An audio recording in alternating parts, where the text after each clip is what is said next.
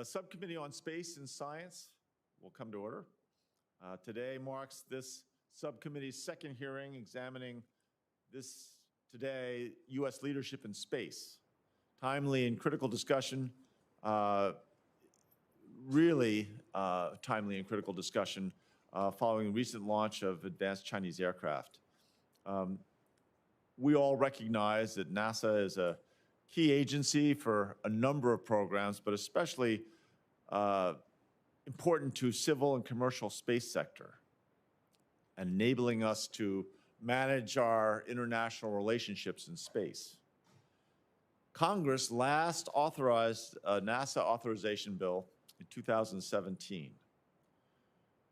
We are absolutely thrilled that President Biden has confided in Senator Nelson and designated him to lead NASA as the administrator. Together, hopefully in close cooperation, we can accomplish national goals within this, what we call the last frontier. Dating back into the Cold War, space competition was primarily between Americans and Soviets. Today, 40 nations have a space agency of some sort. Competition also exists between commercial space companies from a number of different nations. The hearing today will examine several critical issues facing domain. One, how do we ensure the Artemis program remains competitive, on budget, on schedule, so that lunar landings can become a future reality that we can schedule with confidence? Are we going to be able to have spaceships or spacesuits developed in time? The Artemis mission is crucial to maintaining what I think of as the international confidence in America's ability to be a leader in space. Next question is, how do we ensure NASA's long-term continuity of purpose?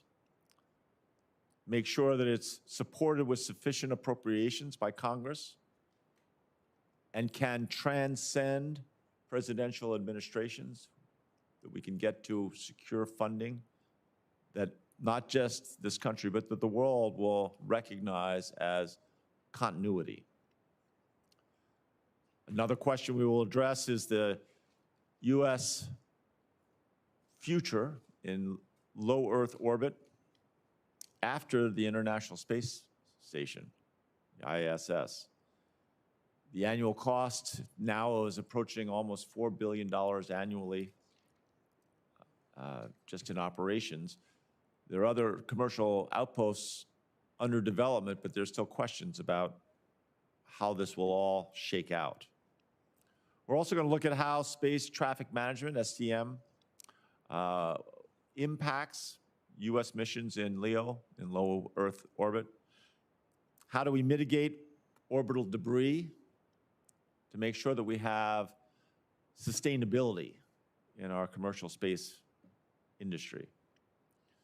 This subcommittee is going to have to develop new legislation to actively remediate some of the debris that's already up there, which brings the question again of how does space exploration and research get accomplished? How do we bring nations together in common purpose? How do we strengthen science, accelerate innovation and discovery? Senate passed NASA reauthorization in the bipartisan U.S. Innovation and Competition Act, USICA, although I still prefer the Endless Frontier Act. The Space and Science Committee will continue developing upcoming legislation to support NASA missions and make sure that we find that continuity of funding. Now, I'm delighted to welcome the panel. The Honorable Jim Bridenstine, former NASA administrator under the Trump administration, former U.S. representative from Oklahoma. Dr. Mary Lynn Dittmar from the Coalition for Deep Space Exploration, Someday I want to be associated with a coalition for deep space exploration. She served as Senior Policy Advisor for the ISS National Laboratory. Mr. Mike Gold of Redwire Space, former Associate Administrator for Space Policy and Partnerships at NASA. And Dr. Patricia Sanders, Chair of the NASA Aerospace Safety Advisory Panel, former Executive Director, our Missile Defense Agency. I want to thank each of you for taking the time out of your busy schedules to join us here. I want to make sure that the conversation we have takes advantage of all of your diverse experiences and perspectives. I'm looking forward to the conversation. Now I will turn it over to Ranking Member Lummis for her opening comments. Well, thank you, Mr. Chairman. It's so nice that we finally get to do this hearing. We were hoping to do it in Colorado Springs in August, and it would have been so nice to be in your beautiful state then, but I'm so delighted that we're getting to do this now. This is such a distinguished panel of witnesses, and there's so much to learn for policymakers, and we rely so heavily on you to brief us, guide us, and support our efforts to support our space mission. So thank you so much. I'm so glad you got over your COVID and we're all back together again.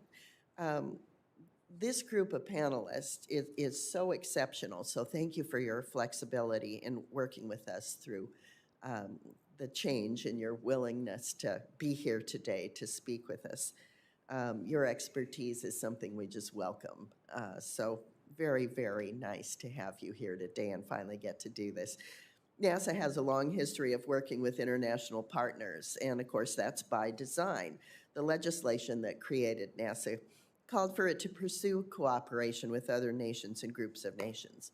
Our international partnerships have grown since NASA's creation, and the success of the International Space Station speaks to the ways in which cooperation in space has strengthened our relationships on Earth. In fact, the first time I got to go to Russia, to Moscow, it was for the purpose of meeting with U.S. astronauts and Russian astronauts who were there working together in Russia. Even in times of tension on Earth, American and Russian astronauts were able to work together at the International Space Station. Now, 5 space agencies are part of the ISS project. The ISS will soon reach the end of its lifespan, but it cannot mark the end of our partnership. New opportunities and challenges await us as we step into the era of the Artemis program and the Lunar Gateway, and eventually human exploration of Mars. While we embark on new adventures, we, along with every other spacefaring nation, must use them as opportunities to manage the challenge of space debris. We must work together to ensure we both remove orbital debris and design equipment and policies to help cut back on the potential for orbital debris. I'm encouraged by efforts in the private sector to step up and help with this problem, and I intend to work with my colleagues on solutions at the congressional level to help tackle the issue. There are other challenges as well. Space is not only an area for collaboration. Competition in space looms large, and we must work to avoid a Cold War-style space race. Unfortunately, it seems some countries are less committed to this than others. Some nations don't seem interested in differentiating between military and civilian space operations. This week, we heard reports that over the summer, China launched a hypersonic glide vehicle that circled the Earth in low orbit and re-entered the atmosphere. China's labeling this test of a nuclear-capable weapon a routine test of a space vehicle underlines their unwillingness to separate military and civilian activities in space. I suspect this trend will continue, and it will become increasingly more difficult for the U.S. to view advancements made in space by China as anything other than a threat to our security.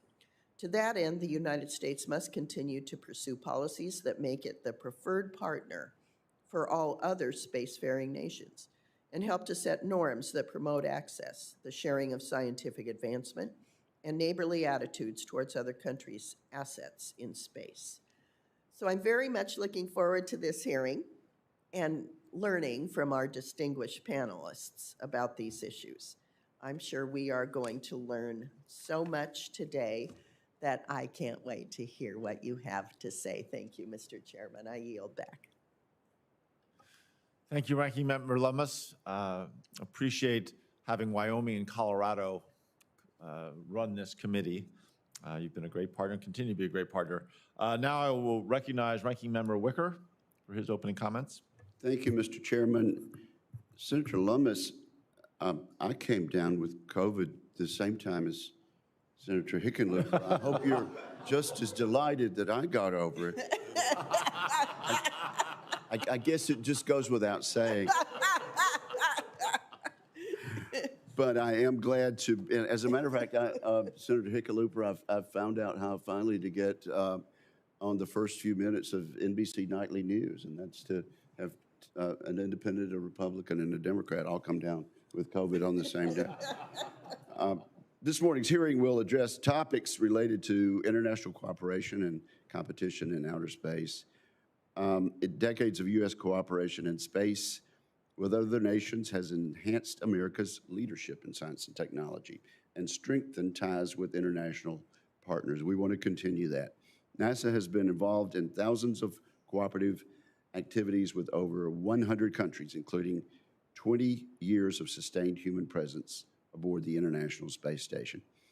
Even during the height of the Cold War, as Senator Lummis mentioned, the space proved to be a rare area of cooperation between the U.S. and the USSR. Although space can bring nations together, the space domain has become increasingly competitive. Today, we are in a new space race with China. Beijing is seeking to secure both the lunar high ground and low Earth orbit, LEO, to supersede the U.S. as the dominant space power. This year, China launched the first module of its space station and is eagerly soliciting international partners.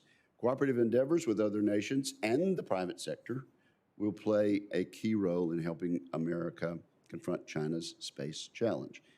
NASA's Artemis deep space exploration program has already been critical in promoting U.S. leadership and cementing our alliances in space.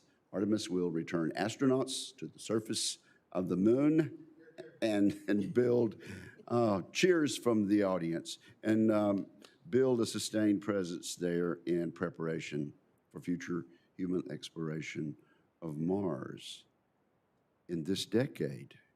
Rather than going it alone, the Artemis program envisions major contributions from international partners such as Canada, European nations, and Japan. In addition to relying on other nations, Artemis will also employ unique capabilities offered by commercial space companies for key aspects of its mission. I look forward to hearing from our witnesses today on both the opportunities and the challenges NASA faces in competing against China, as well as carrying out the international commercial partnerships for Artemis, the International Space Station, and other programs. NASA needs clear congressional reauthorization and direction to keep Artemis on track and support other cooperative efforts. And I'm delighted to report to you all that this is a priority of the chair of the full committee, and I appreciate her efforts in this regard. The committee's NASA Authorization Act, which passes part of the Endless Frontier Act, includes many provisions to accomplish those goals. I'm proud to have worked with Senators Cantwell and others on the NASA bill.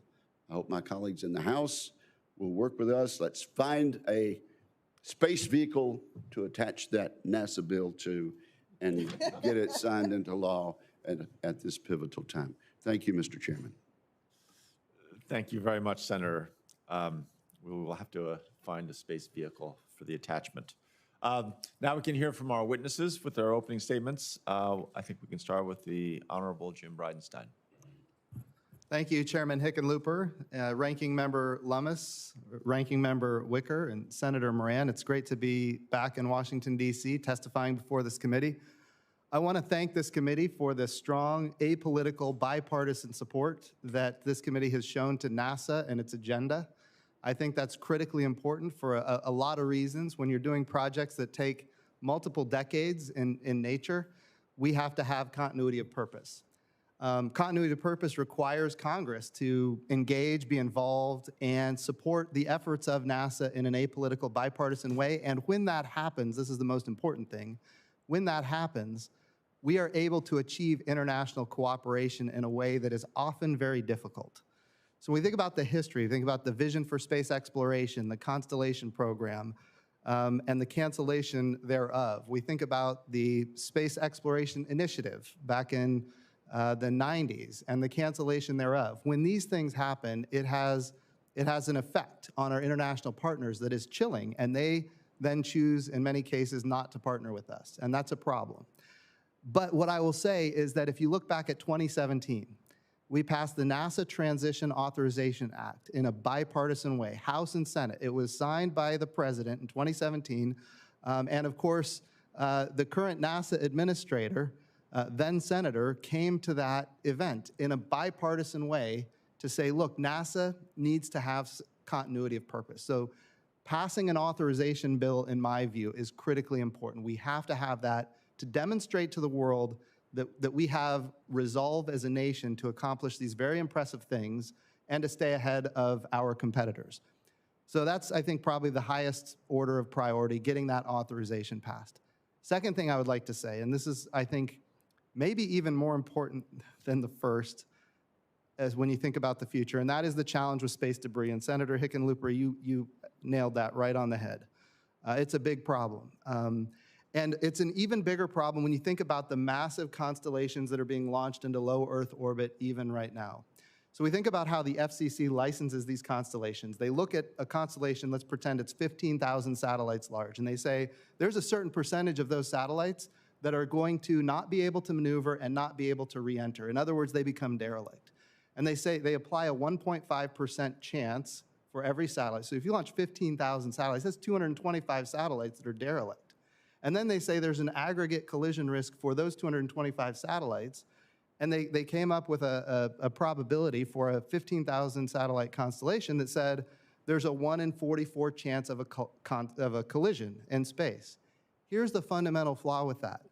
It only includes derelict satellites, which are 1.5% of the satellites. There is still a probability of collision for the other 98.5% of the thousands of satellites in that particular constellation. We don't know what that is. They have a maneuver capability. We don't know what that probability is. But let's say there's a collision that's going to happen that is a 1 in 10,000 chance of a collision. And if you maneuver, that probability goes down to 1 in a million. That's fantastic. We love that. We don't know that that's the case. And so we're licensing satellites right now. It's a known unknown, and yet we're still licensing the constellations, which I think is not a good idea. But at the same time, here's what we do know. If it goes down to 1 in a million, which we don't know, but let's pretend, and that eventuality happens 10 million times, that means there's going to be 10 collisions. So if the probability goes down to 1 in a million and there's 10 million maneuvers, then there's 10 collisions. This is a massive problem. And by the way, I want to be clear. It goes beyond that. When we start talking about these constellations, we're only talking about satellites that we know that exist and debris that we know that exists. For everything that we can track that's 10 centimeters or bigger, there's 10 to 100 things that we can't track that are equally lethal. What I'm saying is that the challenge is much bigger than we know, but we know that we don't have any idea what that risk is. And yet we're still launching these and licensing these massive constellations without knowing what the risk really is. And I'm telling you, it's much higher than what the FCC is currently predicting. I will also tell you, on the 1.5% derelict satellites, that's not right. It's going to be higher than 1.5% that can't re-enter. Finally, I will say this. I think it was last night, somebody here can testify, Rwanda just filed for a constellation of 327,000 satellites into low Earth orbit. Recently, you had Spain file for a constellation that's 70,000 satellites. And of course, right now we've got Starlink and Kuiper, and we've got OneWeb. We've got the European Union. They want to have their constellation. China, Russia, they all have these massive constellations for low latency, high throughput communications, which, by the way, I support. But we don't want to destroy space in order to achieve it, which is what I am concerned about. The challenge is that there are things that we absolutely know that we don't know, and we're still moving forward at a very rapid pace. And it is a very big concern in my view. Orbital debris is number 2. And I know I'm running out of time here quickly, but 2 other things that are important. I think it was mentioned by a number of senators. We have to have a replacement for the International Space Station. We love it. I know this committee passed an authorization bill out of the Senate that actually has it, no kidding, at going to 2030. That is a good thing. I would also tell you that there's no guarantee it's going to last that long, and China just launched a brand new space station. That's another big problem. We cannot cede. We don't know the value of microgravity at this point, but what we do know is that if we lose the ISS and don't have a replacement, we're going to be in trouble. Third thing, I think it's important to have 2 providers for the human landing system, and with that, I'll yield back. Thank you, Senator. Thank you, Jim. Appreciate that. Dr. Dittmar.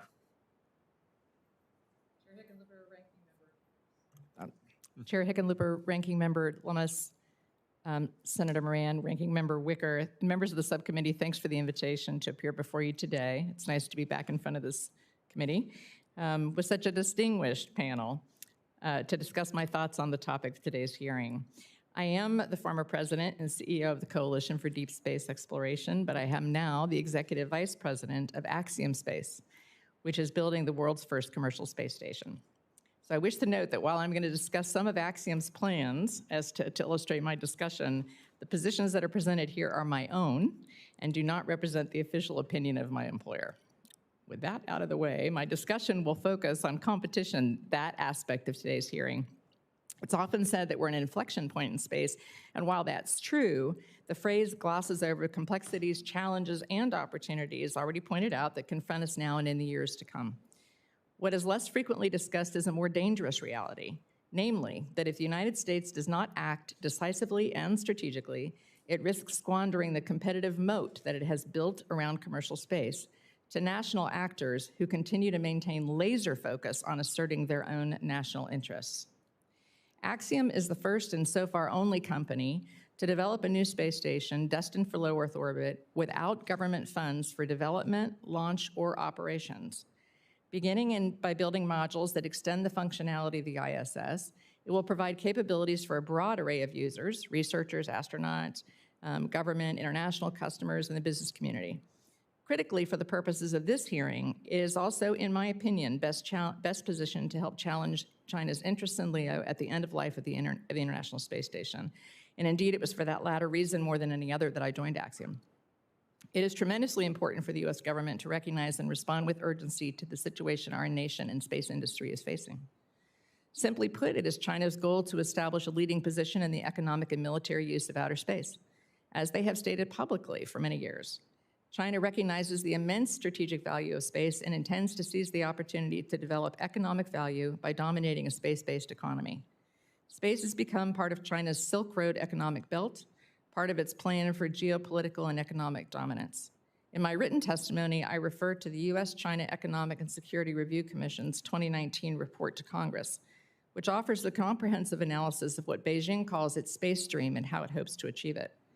China is playing the long game, make no mistake, bolstering their space capabilities through military-civil fusion and through the exploitation of weaknesses in the U.S. space industrial base, in our glacial pace of acquisition and procurement, and of the stovepipe nature of our national agencies. With regard to LEO, NASA, and by extension its stakeholders, are facing uncertainty. Plans to transition off the ISS at the end of its life require clearly stated objectives, realistic timelines with milestones, and a firm commitment that has not yet been adequately communicated. At present, NASA is describing its objectives partly in terms of continued access to LEO, envisioning hardware development under its new commercial LEO destinations program using the same acquisition strategy that works so well for a commercial orbital transportation system, COTS, and eventually for commercial crew. There are several differences between the circumstances that gave rise to COTS over a decade ago, however, and those in low Earth orbit now. COTS was able to leverage an existing market for launch services that had developed and diversified over 50 years to include an understanding of hardware development and a substantial customer portfolio in both government and commercial sectors. COTS was also set up to meet transportation needs that were communicated early in the program. Today, conditions are markedly different. While now as then hardware development is relatively well understood, there is no diversified market in LEO to leverage, not yet.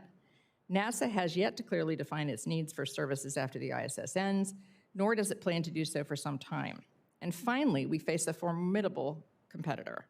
At the very same time that NASA is embarking on this approach, American companies have admitted to losing customers to China as it employs strategies to undercut the U.S. commercial space sector through mechanisms such as state-backed financing that market-driven companies in the U.S. cannot compete with. In my view, an important national objective for LEO should be to counter potential Chinese hegemony in low Earth orbit.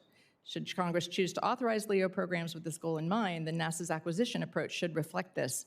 It's unclear that the same procurement approach that worked for COTS in very different circumstances will work now. I want to spend just a few minutes talking about demand. Both industry and NASA believe that the market sector is ready to develop next-generation orbital platforms. In Axiom's case, this confidence is shared by capital markets. In a few years, Axiom will see its modules attached to station, increasing capacity and capabilities for meaningful science and research. And I've got a quick visualization, if that's available to us to see, so you can see how that will go. Maybe not.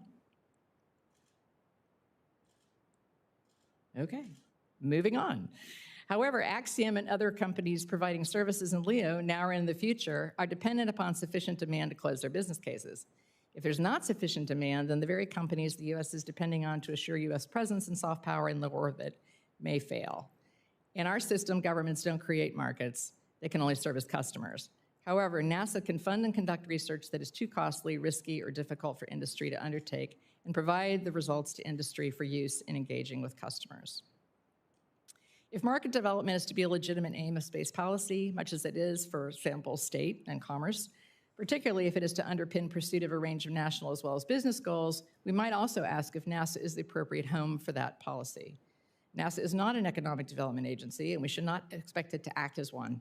The space agency that serves this country so well has core competence revolving around science, exploration, education, and technology. At the same time, as a nation, we must think and act deliberately with regard to the intersection between markets and space policy. In my written testimony, I offer several suggestions and recommendations that the committee may consider regarding how government may help. It's been a pleasure and an honor to appear before you today, and I look forward to answering any questions you may have. Thank you, Dr. Dittmar. Now, before I introduce Mr. Gold, I want to ask for unanimous consent to enter the following document into the record. It's an article from Space News, authored by Mr. Gold, titled Mind the Gap in Low Earth Orbit. So if we can ask for unanimous consent. All in favor say aye. Aye. So be it. Now, Mr. Gold, the floor is yours. Thank you, Senator. Perhaps we could also enter the visual that Dr. Dittmar Absolutely. is trying to show us. Thank you, Senator Wicker. Thank you, Senator. I'll speak for both myself and Redwire. My CEO is right behind me, so he can kick me if I get out of line. So I appreciate it. Again, gratitude to our chair, Senator Hickenlooper. I'd also like to express my appreciation to Ranking Member Lummis, to committee ranking members Senator Wicker and Senator Moran, as well as my appreciation to the talented and intrepid staff that has helped support this hearing. And again, I want to say thank you for this extraordinarily important, timely topic of international collaboration and competition in space. We often think of space as a vacuum. The word space itself can be interpreted to mean nothing, but I prefer to think of space as everything. Space is what connects the moon to the Earth and all of us to each other. The exploration of space unites this country and the world in a way no other endeavor can. And the desire to unite humanity is at the very heart of the Artemis mission. Through Artemis, NASA is assembling the largest, broadest, and most diverse international beyond low Earth orbit human spaceflight coalition in history. However, assembling this unprecedented international collaboration for Artemis was neither simple nor easy. Due to the failure of every single Beyond LEO American human spaceflight initiative to come to fruition since Apollo, there is great skepticism among both partner and rival nations relative to NASA's ability to sustain a program to return astronauts to the surface of the moon. This is why, more than any other rocket engine or piece of technology, bipartisanship is the key to the success of Artemis. Without robust and ongoing bipartisan support, we will not be able to lead a global coalition to the moon, Mars, or any other destination. We cannot unite the world if we cannot first unite here in Congress, which is why a bipartisan NASA authorization bill is urgently needed to both reassure partner nations and send a message of unity of purpose to our rivals. I want to thank this committee for already passing NASA authorization language through the Senate as part of the U.S. Innovation and Competition Act, and urge your counterparts in the House to proceed with alacrity so that the entire Congress can adopt a NASA authorization bill that strongly and explicitly endorses Artemis. Beyond technology that we develop via Artemis, the policy surrounding the program is just as important. America must lead in developing norms of behavior in space to ensure that the exploration and development of the moon and Mars is conducted in a safe, sustainable, and peaceful fashion.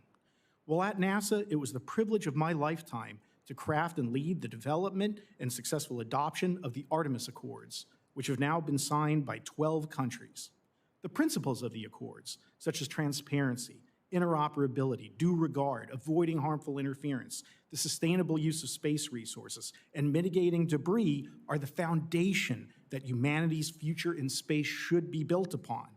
I hope that NASA continues to expand the family of nations that have adopted the accords, and that the agency focuses in particular on bringing in new partners from Africa and developing countries around the world, demonstrating that no matter how large or how modest their contributions are to Artemis, that all nations can join us in this unprecedented journey of discovery to the moon and Mars.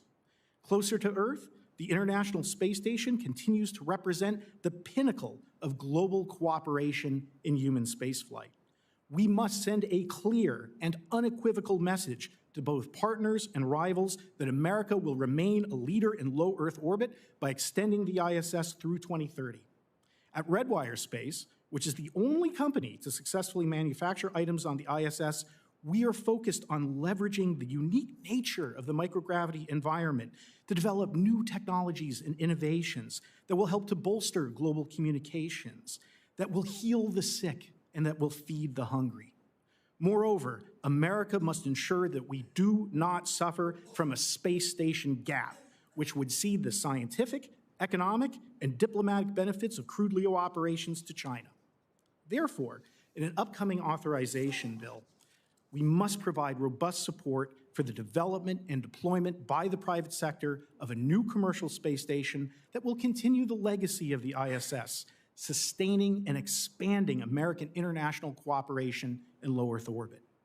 While opportunities for collaboration are many and varied, we must also not lose sight of the ongoing technological competitions in space that America can ill afford to ignore.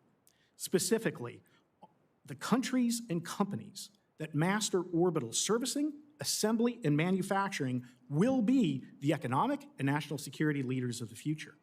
I'm proud that at Redwire, through the development of systems such as Argonaut, a satellite that literally assembles itself in orbit, we are contributing to American competitiveness in this vital arena. However, much more needs to be done, and the upcoming NASA authorization should include explicit support for Argonaut and public-private partnerships generally that will result in even more ambitious technologies leveraging deployable structures, robotics, and 3D printing. We can, and I believe should, engage with rival nations, including China, on norms of behavior in space, as well as benign cooperative scientific activities such as lunar sample swaps and sharing climate data. However, constant vigilance is the price we pay for liberty, which is why I hope the Senate will continue to urge NASA to redouble the agency's support for public-private partnerships, which are the key to maintaining American competitiveness in space. The journey of Artemis and NASA is to the moon, Mars, and beyond. But if we properly balance collaboration and competition, The destination will be peace and prosperity. Thank you for this opportunity to testify, and I look forward to answering your questions. Thank you. And you didn't even mention the companies that Redwire has in Colorado. I'll say, since it's just between us, they're three of our best. All right. Now we're ready to hear from Dr. Sanders. Thank you, Senator Hickenlooper, Senator Lummis, Senator Wicker, and members of the subcommittee. I thank you for the opportunity to appear before you today to discuss NASA's international collaboration and competition in space. The panel that I chair has the serious charge to provide both NASA and the Congress with advice for the intelligent management of the risks that are inherent in human spaceflight.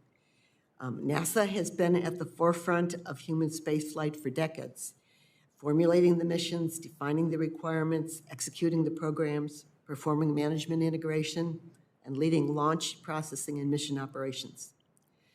NASA still leads in human space exploration, but the agency's role is evolving with critical implications for safety and risk management. The agency is not the same as it was 10 years ago and will not be the same in even another 5 years. The rapid growth of commercial space services and increasing global interest in space have changed the environment, and the landscape will not return where NASA is the only or even the major actor.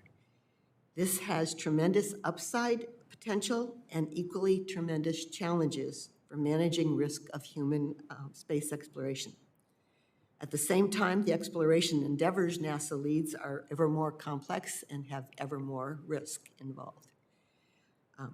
NASA has been gradually and tactfully and successfully adjusting to a changing role and set of responsibilities as it shifts from principally executing its programs and missions to commercially and internationally acquiring significant key elements and services. But our panel firmly believes that NASA must now take a more strategic examination of the agency's evolution in the emerging environment while continuing to manage a safe and complex human exploration campaign. NASA's challenge is the melding of traditional and innovative approaches, including significant systems engineering and integration complexities, and the certification of commercial human spaceflight capabilities with high levels of risk. There are clear advantages to leveraging industry innovators and international partners, but NASA must still manage and be responsible for the overall risks, even when the agency neither controls nor dictates the material solutions for all of the components. To do this, we believe that NASA first must determine how to exercise appropriate accountability, or how to hold its vendors accountable for the safe and successful accomplishment of its mission. Secondly, we believe it is imperative to define the overall architecture for the highly complex Artemis mission. The agency should identify how each individual element, regardless of provider, fits the architecture and the top-level requirements for each element to fulfill its necessary function in the overall structure.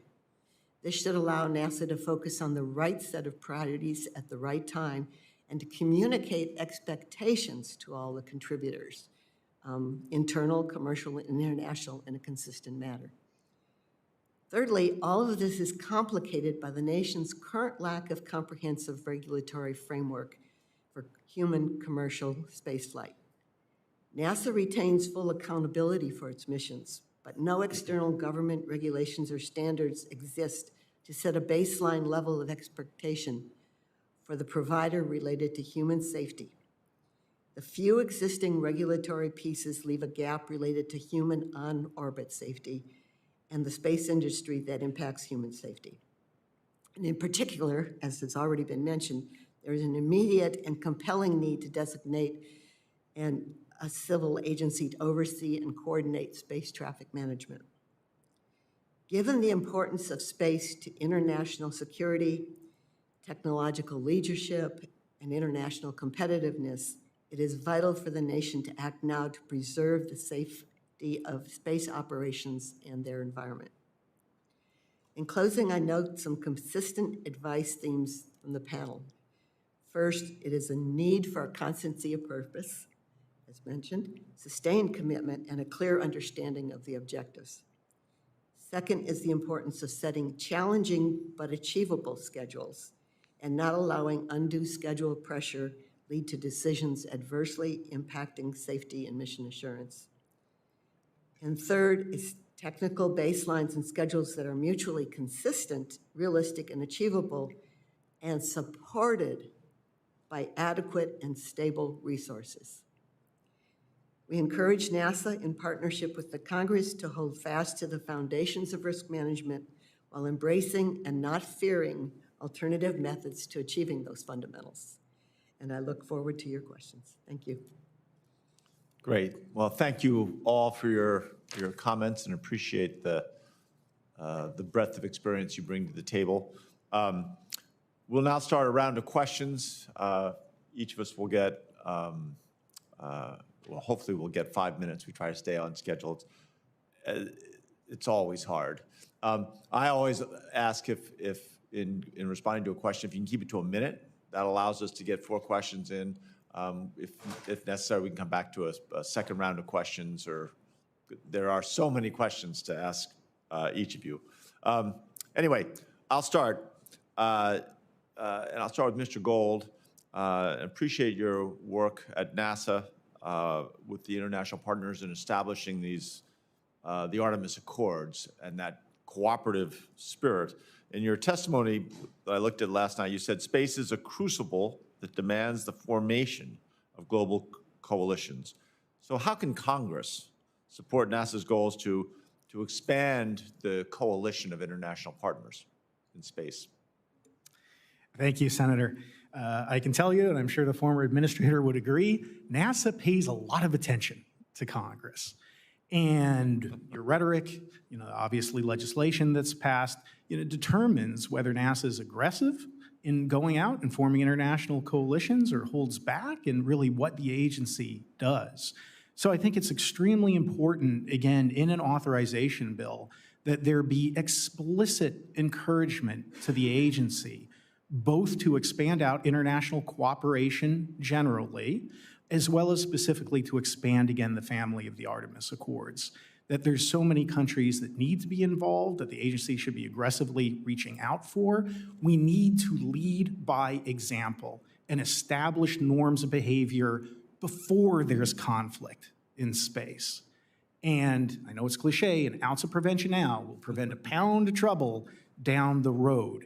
So including even a sense of Congress about the Accords, international growth, and being aggressive to establish norms of behavior, I think would be extremely helpful to assure a peaceful future.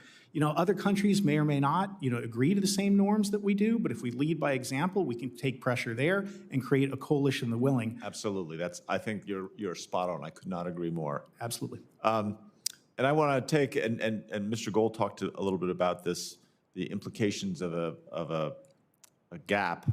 I guess, Dr. Dittmar, let me ask you, where do you see what are the implications if we do end up with a space station gap where the United States is not taking a leadership position? So thank you for the question, Senator. As has already been pointed out, China has a space station that's flying in low Earth orbit. This is actually their first module of a station that they're going to build out. And China is leveraging that space station. They've formed partnerships with UNUSA. They recently announced that they had agreements to fly over 1,000 payloads. We've had American companies that have already said that they're beginning to lose customers to China and the Chinese station because the Chinese are using state authority to subsidize access to station for commercial customers as well. And so if what we're saying is that we want to have a follow-on station that's a public-private partnership or is owned by a private entity, that entity absolutely depends upon access to customers that are not being, in effect, stolen away by a state agency that's doing that, intentionally to sort of undermine that capability. The other thing, frankly, is that, robust presence in low Earth orbit for Americans has been a part of policy, whether stated or not, in the United States for more than 20 years. Actually longer than that. And going back to the origin of NASA, and when you look toward an authorization bill, I think it's really important to foot stomp that U.S. presence in low Earth orbit is expected in perpetuity, that it is the policy of the United States that we will continue to do so through whatever means. However, I think, and low Earth orbit is frankly our foothold going out into outer space. We need continuity of human spaceflight and human activity, beginning on the ground through low Earth orbit into deep space. And that chain is very, very important to American security, to American business, to American research and science, to American technology development. We cannot afford a gap. Yeah, well, we agree on that. Dr. Sanders, the GAO has expressed concern on the maturity of advanced lunar spacesuits. Is a classic case, but I think a lot of what everyone's talked about, and especially Mr. Bridenstine, the safety of these missions is there are risks from 100 different directions. And I was going to ask you to describe how you believe that robust congressional funding, that continuity of funding and authorizations could help NASA support the goals of safety and making sure that, mission schedules can end up impacting safety and assurance. Well, we've been a consistent proponent of adequately resourcing all of the complex requirements necessary for safely execute. When resources are not adequate or not stable, the NASA and in their decision-making process on designs end up making design choices that maybe are premature, maybe they are take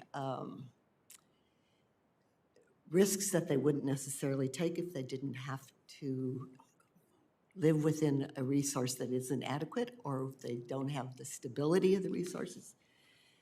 It forces to make choices sooner than you might want to take.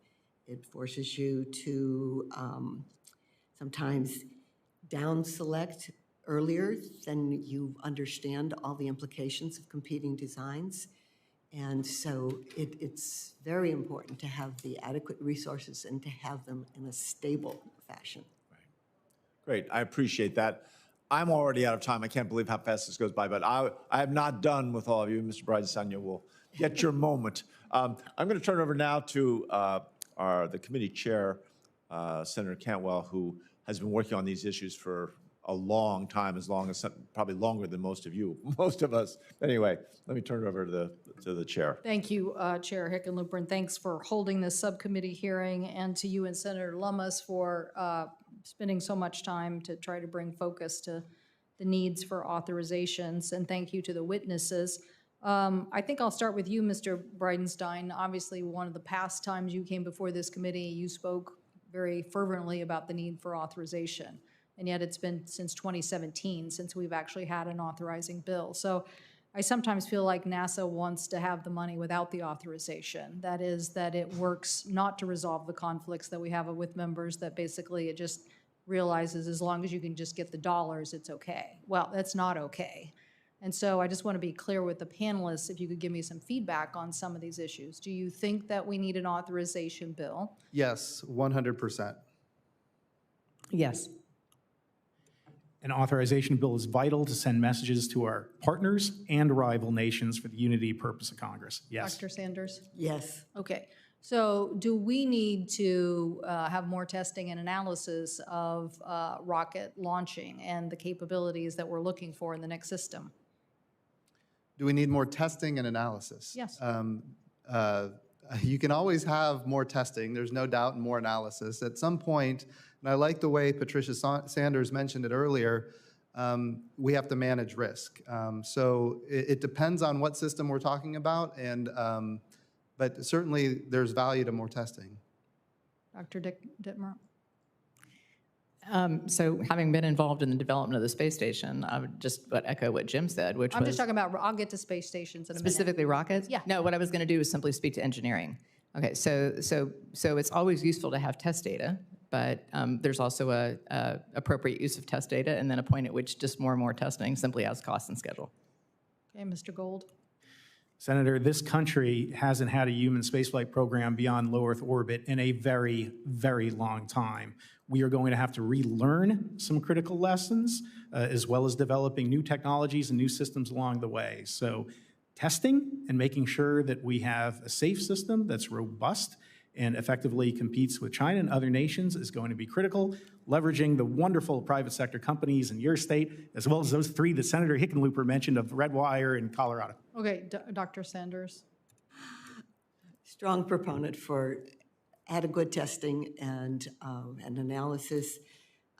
As Mr. Bridenstine had said, it's not possible ever to completely and fully, totally eliminate risk, and you want to manage it. But the way to manage it is through knowledge. And as much knowledge as we think we have about systems, we continue to learn things about parachutes, about compatibility of components. Do you think NASA materials. Houston needs to have more oversight over the Artemis program and its schedules and launches I think there. than is currently provided? I think there, well, oversight from the Congress or? No, from NASA Houston. Oh, from NASA Houston for the Artemis program. Yep. Well, certainly there's a lot of different centers that are involved in the development of different components of the Artemis program. I think it's important that NASA has a robust capability to do the integration, and I think until recently that has been lacking. But my understanding is, and I'm not there anymore, but my understanding is they have really plussed up the systems integration piece that has been missing for a while. Dr. Dittmer? With apologies, Senator, I am not I'm not as current with what management is distributed across the centers. I'm bringing up topics that are part of the dispute between what the Senate and the House wants to do on a NASA authorization. So I'm just trying to get your viewpoints on that, because part of the issue is we have to debunk, where we are. We can't do an adequate oversight job if we don't have an authorization bill. We can't come back on the measurements if we don't have some input here about what kind of structure we need. But we're sitting here with obviously a new, as Mr. Gold was saying, a pretty big new adventure, at least from the number of stops we're talking about, and then what we're talking about going beyond the moon. To say nothing of we really don't have any accurate dates or cost estimates or what we want out of each of these systems. What do we want out of the launch systems and the capabilities? What do we want out of the ISS and its capabilities? What do we want on the lander system? What do we want, on the beyond lander? So here beyond the moon. So here we are having this discussion without reference and without oversight, really, because we don't have an authorization bill that is on a piece of paper, who's in charge, who's going to answer these questions, and how are we going to have this debate in Congress. So what's coming across is the amount of money that people want to keep going, but then it's always not enough. And then the choices that people make don't necessarily adhere to redundancy and resiliency. So I think it's just imperative that we get an authorization bill. And so I'm trying to figure out from you all what you think some of these stumbling blocks really, truly are between our colleagues. So, Mr. Bridenstine? Ma'am, I think that's all. I agree with everything you just said. I think that's exactly right. And I would also say that one of the biggest authorization bill, piece of it, but have continuity of purpose over time requires an apolitical bipartisan consensus on how we're moving forward. And if we can put that in an authorization bill, it sends a signal to everybody globally that we have resolved to accomplish these objectives. And then, as this hearing is titled, we have the opportunity to go get international partners. If we don't have that resolve, if the international partners don't trust that we're actually going to accomplish what we're saying we're going to accomplish, the first thing they're going to do is they're going to go to China, which already has, they're what they call the Chinese International Space Station, and now they've entered into an agreement with Russia for going to the moon and establishing a lunar base. Our international partners have a history of partnering with other nations when we don't have that continuity. So the authorization is important for that purpose too. Okay, Mr. Gold? Senator Cantwell, when Administrator Bridenstine sent me overseas to negotiate the Gateway commitments, it was because of statements that you made that we were able to complete that negotiation. I was told outright by an international partner, why should I believe anything that you're saying relative to Gateway, Artemis, and NASA's plans? And it was only by arguing the bipartisan support that Artemis had that we were able to bring them from going over to China. Bill, those doubts will continue. Well, one of the reasons why NASA's authorization is on the USICA, America's Competitiveness Bill, is because we've passed this twice now out of the Senate to have no results in the House.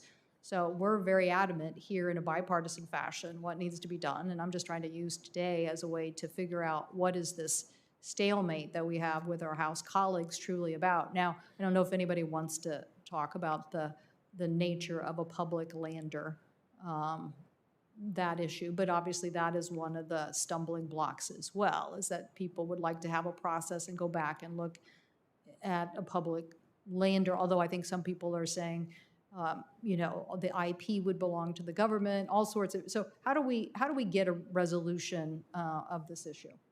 Do we have other members waiting? Sorry. I think you are on such an important point that Okay. Okay, thank you. I don't know if we have colleagues here, so I don't want to hold up somebody if they're on. no, there's virtually. no one in the queue. Oh, thank you. Well, that's. They're all voting. They're all on the floor voting.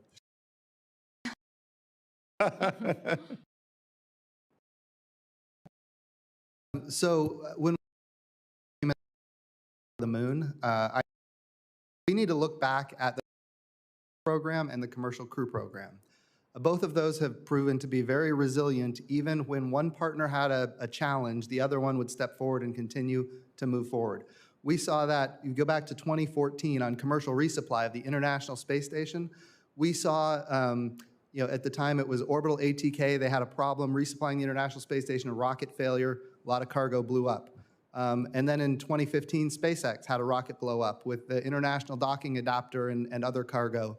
But we had a resilient program where we had dissimilar redundancy, and we were able to use an Atlas rocket with a Cygnus cargo capability and basically resupply the International Space Station. And we had international partners on that, Japan, that helped, you know, support the resupply, and even Russia supported the resupply. So the answer is we need dissimilar redundancy. Having a single provider for a human landing system, I think, imposes risk. That risk is budgetary, that risk is schedule, that risk is oversight, that risk is transparency. I think if we have multiple that are on cost, on innovation, and those providers are getting customers that are not necessarily the government, I think that's a good thing for the program. I think that was the original intent. I think that's why when, Congress initially funded the Artemis program, there was an anticipation there would be at least two in the competition. I was fully supportive of that, and that's what we were pushing for. I'm more trying to get our colleague, the chair of the House committee, wants a public lander. And so I was trying to get comments about that. I think I'm going to say things I've said before, and it's going to maybe get me in trouble with members of the House. I don't know. But I will tell you that I think anytime you introduce a competition between the government and the private sector, the government wins and the private sector loses. I think that's a challenge. I think we have enough commercial capability now to have two commercial human landing systems. And I think if we had adequate funding, whether it's coming from the executive branch that's not providing it or Congress, I think the adequate funding for two systems. Senator, private sector itself.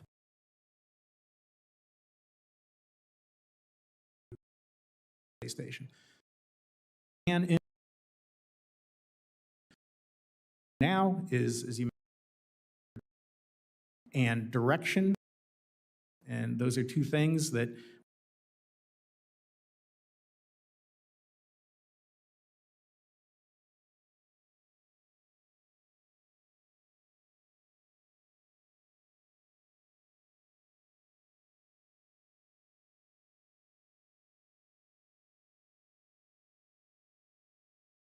trying to resolve these issues.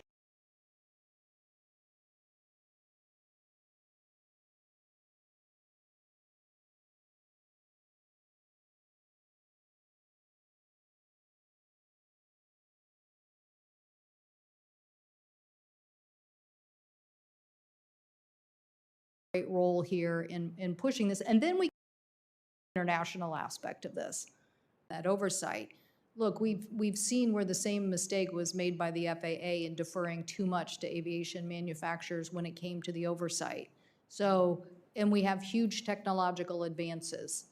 And so there's a lot to know and to be tested. So we need to have this structure. I want a very strong NASA oversight of these companies, very strong. I am not supportive of NASA stepping away and turning it over to the commercial side. But we have to figure out what that looks like from an authorizing perspective and put that in a piece of paper. Mr. Gold or Dr. Dittmar? I would just add quickly with regard to the lander, I don't know what the particular rationale is underlying the various positions.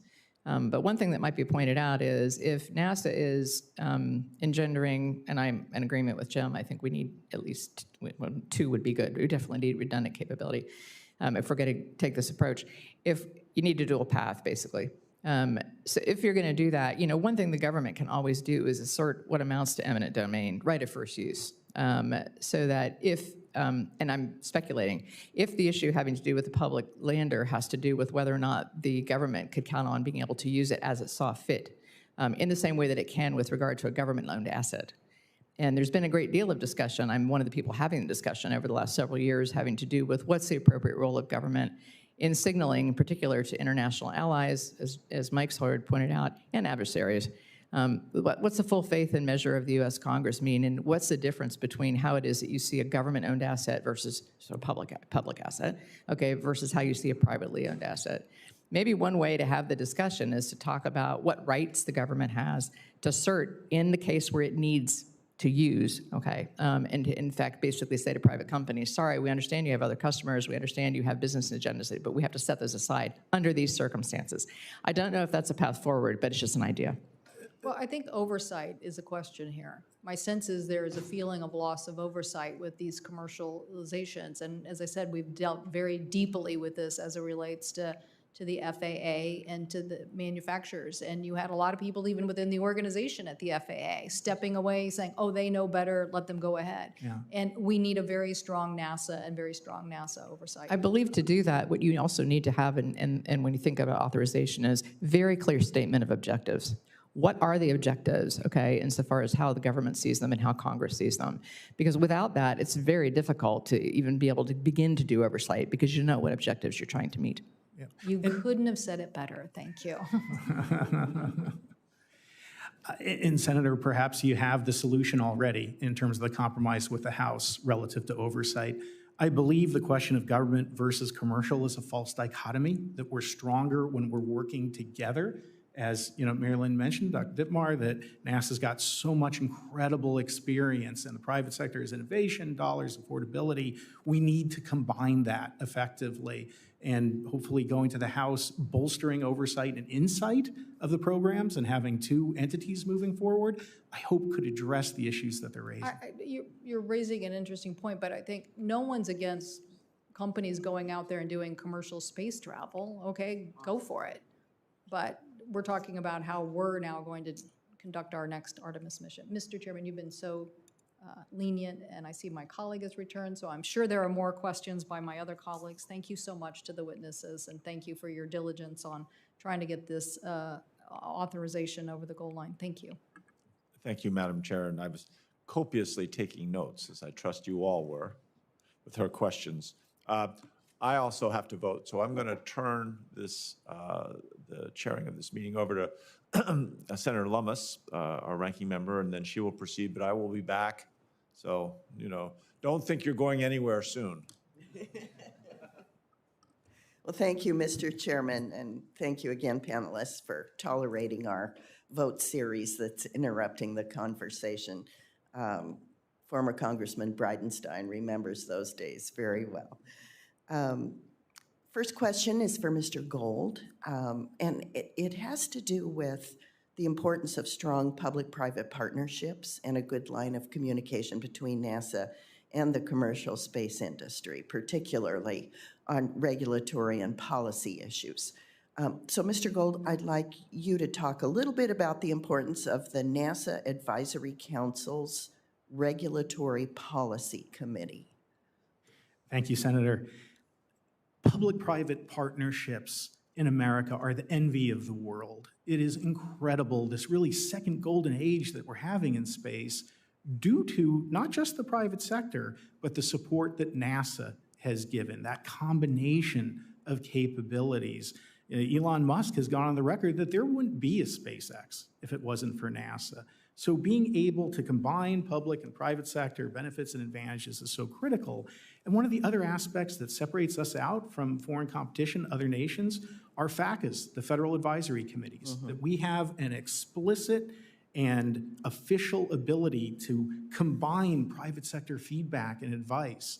And in this world, as Senator Cantwell just mentioned, where we're dealing with some pretty extraordinarily policy issues, the NAC Regulatory and Policy Committee is really the only place where NASA can go to get private sector feedback that represents not just companies that are new, like SpaceX and Blue Origin, Virgin Galactic, but also Boeing and Lockheed, the traditional and terrific space companies that have brought us so far. So having that common ground where both the new and the traditional space companies can come together to advise NASA is just critical and will allow us to leverage the power of the private sector in support of NASA's goals. Thank you. Would anyone else like to comment on that? Well, thanks. That's a pretty strong statement in favor of their work, so thank you. The embarrassing thing to me, Senator, is that 2 of the members of that committee are now astronauts that we had, so I'm falling behind my colleagues who are on that committee, so Audrey Powers and Sarisha Bandla. No worries. You bring your own qualities to that. How would you say, this is for anyone who wishes to jump in on it, how would you say China and Russia manage their orbital debris? And are there things we can do to encourage them to do more? So everybody claims that they follow the guidelines that NASA creates and is adopted broadly by the U.S. government, and then it goes and goes to international fora, and people say, we all agree on these guidelines. In practice, do all nations follow those guidelines? Absolutely not. And so that's a challenge. It's one of the reasons when I was the NASA administrator, I got Mike Gold engaged in the Artemis Accords. We needed to use the Artemis program, and I think this is an important thing. We look at the Artemis program, we get all these countries that want to be part of the Artemis program. How do we leverage that to create an international environment that is conducive for the future of human spaceflight? And so we put in there that you had to adhere to the debris mitigation guidelines that are set forth by NASA. And interestingly, everybody has already agreed to that, so nobody could ultimately disagree. But here's the thing, if you want to participate in Artemis, now you're committed. You got to follow these guidelines. And I think, so the question is, how do you compel other nations to follow what the guidelines are? And, oh, by the way, and this is another challenge that we have, as I mentioned in my opening statement, in this country, we have these mega constellations now that are also placing at risk low Earth orbit. And I'm not naming any one, there's a lot of them in this country. And as I mentioned earlier, there's a lot of other countries that have constellations as well. Rwanda, as I mentioned, 327,000 satellites being filed for at the ITU. So we don't have the authority as a nation to turn around and tell other countries, you're not allowed to have your own constellation, when we ourselves are licensing exactly the same thing. Yes. That's it. So the solution set, Ranking Member Lummis, is to recognize that there is a limitation to how much stuff can be put into any orbital shell. There's a limitation there. Once that, and by the way, I don't know that that's been recognized by anybody at this point, but once it is recognized, we need to define what those limitations are. And those limitations can be determined by the cross-section or the size of the satellite, the mass of the satellite. So we think about how much stuff can you put in any orbital regime, and then we say, okay, now that we know that there's a limitation, we've defined what that limitation is, there needs to be a process by which we allocate access. When I say we, there needs to be an international kind of effort to this, where access is allocated in an orderly way, and when the United States gets its allocation, that we, in fact, do allocate in a market competitive way, where we allow access to a number of different companies that are trying to accomplish the same thing, so we don't end up with monopolistic behavior. I really think, if you look at the kind of the way the ITU works for geostationary orbit, I think that that might be a good model for low Earth, or it's going to have to be, because the other result is this: we're all launching stuff into space, and it's gonna be not good. It's a race, Yeah. and when you have a race like this, and everybody's operating, it's the prisoner's dilemma. Everybody's operating to benefit themselves, and at the end, everybody loses. It's the tragedy of the commons, and I think that's what we're facing right now in low Earth orbit. And there is no regulatory regime that manages it appropriately, and there's certainly not an international regime to manage it appropriately. Okay, so the ITU is, International Telecommunications Union, it's a subset of the UN. and would the UN be the proper organization to also be the umbrella organization for this? Well, so, wow. It's a challenge for sure, because I would say that the ITU works, and I'll tell you why. And Mike and I were just talking about this earlier. There are countries that are at war with each other that want to have a satellite in geostationary orbit, and they go to the ITU to work it out. So it works, and it has worked very well in geostationary orbit. Right now, there is nothing for low Earth orbit, and I think that's a problem. Does anybody else want to weigh in on this before we move on? Senator, if I may, space should be about joy and discovery, not danger and fear. And per your question about China and Russia, that's what we're getting with their debris. You know, now I'm going to steal from the former administrator there, who would often talk, and we would be remiss if we didn't mention ASAT testing in the context of this discussion, that due to a Chinese ASAT test, there's debris that's still up there, and I believe it was America that had to warn China that there was debris created by their own ASAT test that was threatening their own space station. You know, the former administrator always point that out. So they are not particularly responsible actors. There's Chinese debris that comes down from every launch. We don't know where it's going to land often. In the last couple of launches, it could have even hit America. We don't know. So as Jim was describing, what we need to do, and I don't think the UN is the entity to do it in, at least initially, we need to do what we've done with the Artemis Accords, and I'm still grateful for the former administrator, for that opportunity, is to build a coalition of the willing in terms of what good looks like. Lead by example on the debris issue, and then use that to force United Nations or form a new kind of ITU to be able to develop it. Also, debris represents not just a problem, but as a private sector Redwire guy, it's an opportunity to innovate, to develop new technologies that can address this issue. We should have active debris removal missions so that we can develop new systems that not only will help address the debris problems, but create new satellite technologies and other systems that can benefit a wide variety of economic and national security areas for the country. Mr. Bridenstine. First of all, I want to double down on what he said. I think Mike is exactly right. Mr. Gold, as his name tag says, is exactly right. When we talk about, think about the FAA, and we go back to the 1950s when the FAA was created. In those days, the United States did it alone, and we were making great advances, and it worked. We were able to have a lot more airplanes into a lot less space. Interestingly, because we took the lead, and we took that model around the world, an organization formed called ICAO, International Civil Aviation Organization, and they took the leadership of the FAA and they applied it globally. So now when I fly my airplane, I'm a Navy pilot by trade, when I fly my airplane all over the world, I know exactly how to fly in whatever country I go to because we're all following the same rules. But it wouldn't have happened if we would have gone to some international organization and said, here's what we need to do, and try to get agreement from our competitors. That wouldn't have worked. But when the United States takes the lead, ultimately there becomes a standard that the other countries can join. And I think that's exactly the idea that Mike was talking about just a few seconds ago.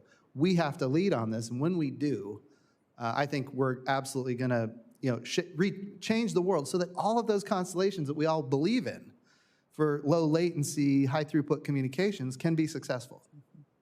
Well, this is a fascinating subject, and I hope to pursue it further. But I want to recognize my colleague. This is Old Home Week. Not only is Mr. Bridenstine a former congressman, but of course, so is the gentleman from New Mexico, Senator Lujan, who we recognize now.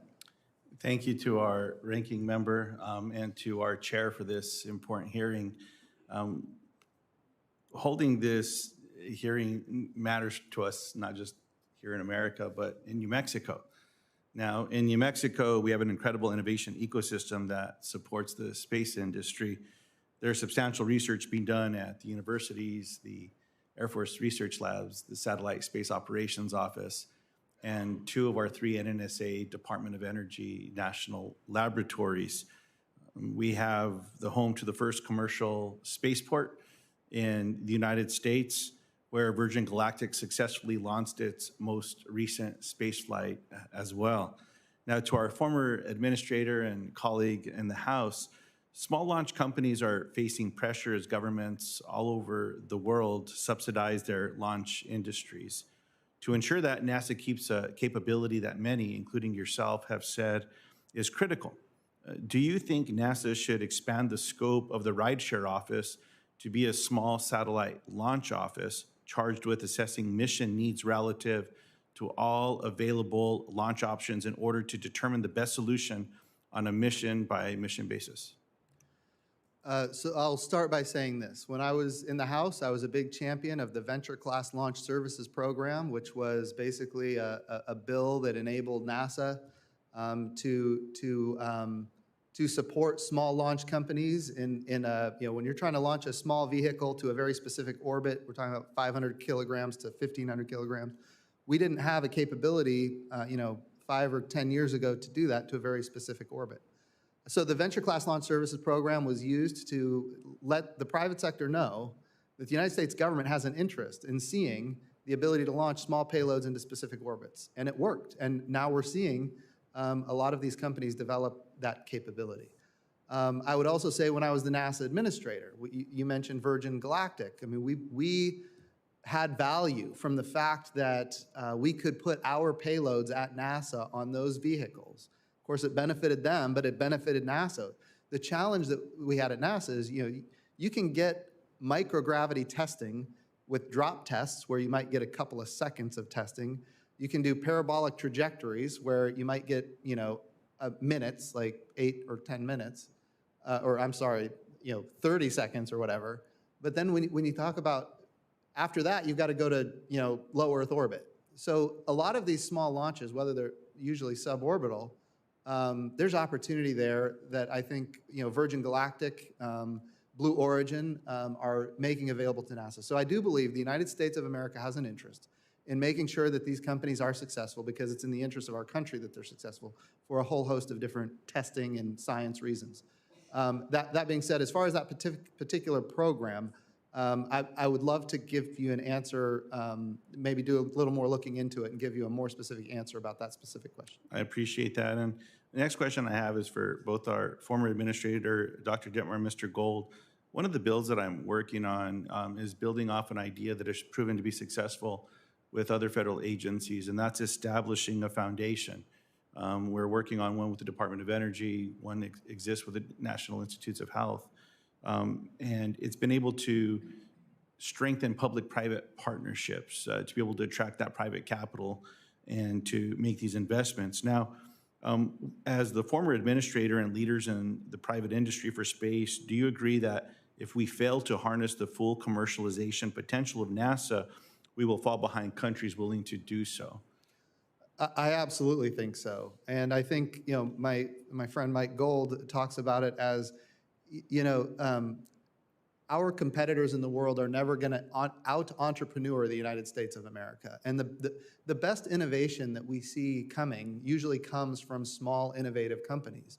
And so I think in many cases it's in our interest to make sure that we have those public-private partnerships for these unique opportunities. It's important to also remember that, that when we have those public-private partnerships, the goal is for those companies to go get customers that are not the United States government.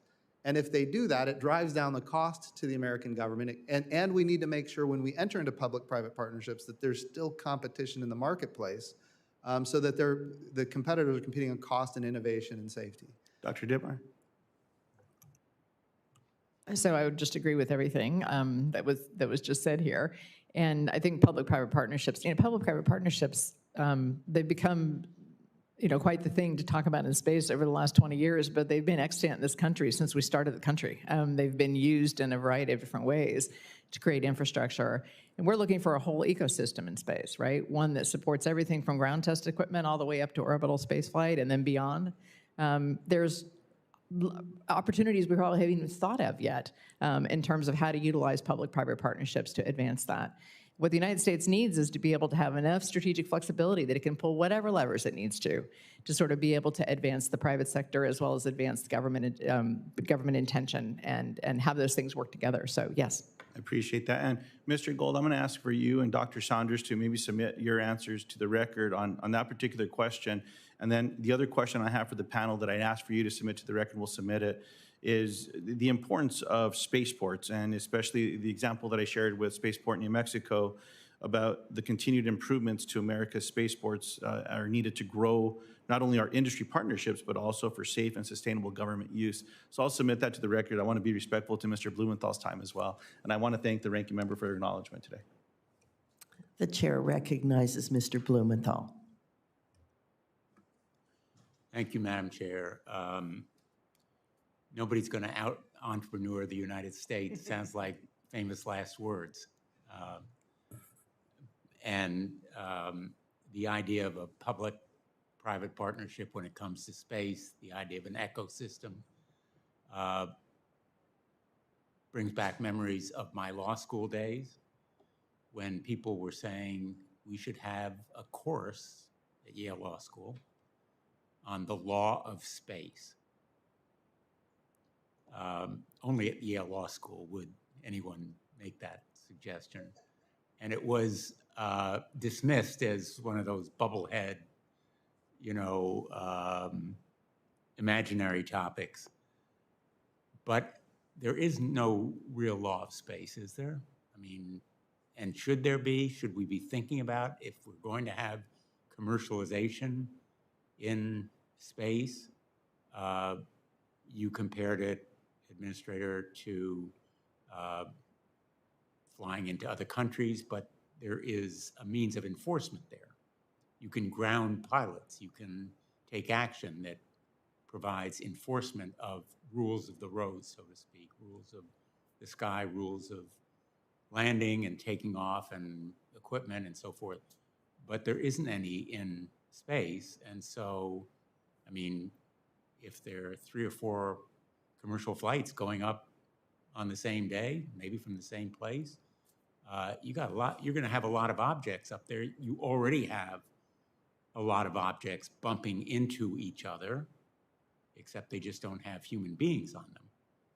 And having human beings and having commercialization for expanded purposes, either of surveillance or other missions, complicates it. Should we be thinking about laws and enforcement mechanisms in space?